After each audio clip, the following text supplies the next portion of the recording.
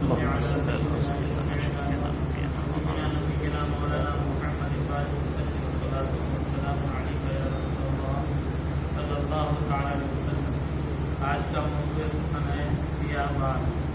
حضور نبی اکرم صلی اللہ تعالی علیہ وآلہ وسلم نے حضرت ابو زید انصاری رضی اللہ تعالی عنہ کے سر اور داڑھی پر اپنا دست اقدس پھیرا تو اس کی برکت سے 100 سال سے زیادہ عمر پانے کے باوجود ان کے سر اور داڑھی کا ایک بال بھی سفید نہ ہوا۔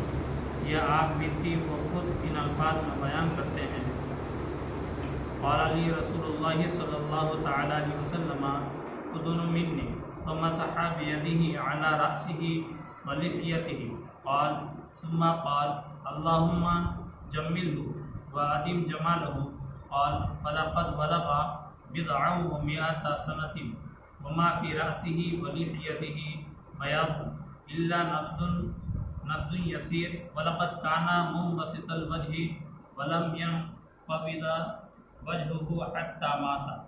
ترجمہ: رسول اللہ صلی اللہ تعالیٰ علیہ وسلم نے مجھ سے فرمایا میرے قریب ہو جاؤ۔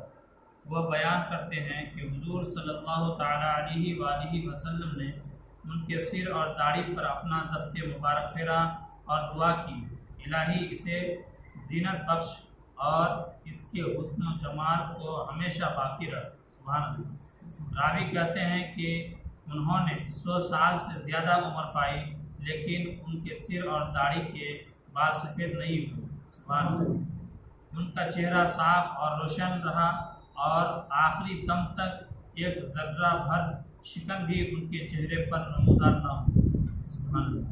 میرے پیارے آقا صلی اللہ تعالیٰ علیہ وسلم کے پیارے دیوانوں، عموماً دیکھا جاتا ہے کہ 60 یا 70 سال کی عمر تک سر اور داڑھی کے بال بالکل سفید ہو جاتے ہیں، یہاں تک کہ گھومیں اور آبروؤں کے بال بھی سیاہ نہیں رہ جاتے بلکہ سفید ہو جاتے ہیں۔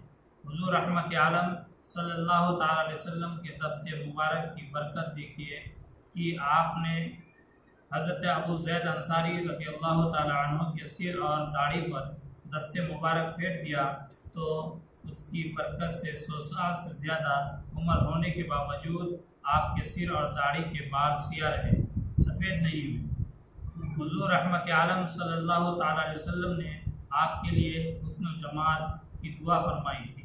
اس کا نتیجہ یہ ہوا کہ آخری دم تک آپ کے چہرے کی بشاشت اور حسن و جمال باقی رہا۔ سبحان اللہ۔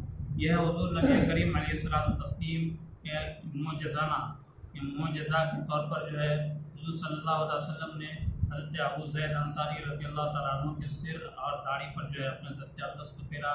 اس کی برکت سے ان کے بال مرتے دم تک سیاہ ہی رہے، سفید کبھی نہیں ہوئے۔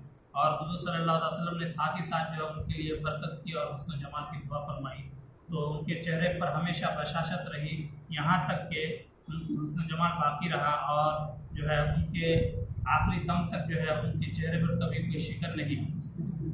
یہ ہے حضور نبی کریم علیہ السلام و تسلیم کا ایک معجزہ جسے ہم نے سماعت فرمایا۔